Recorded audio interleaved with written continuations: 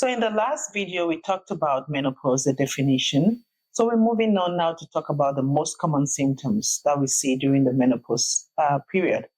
So the most common one that I hear usually is the vasomotor symptoms, also known as hot flashes. About 80% of women would have hot flashes at some point.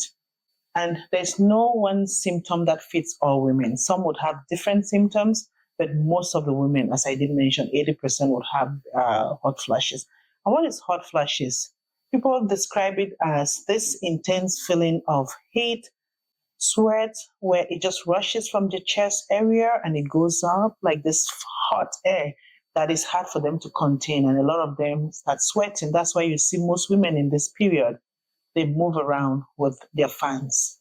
There's so many things to explain that. There's so many pathophysiology, which is really hard to explain at this point, but it's been shown that there's vasodilation, which is opening up of the blood vessels for whatever reason, and it's because of the menopause transition where those hormones are, let's put it, say, out of whack.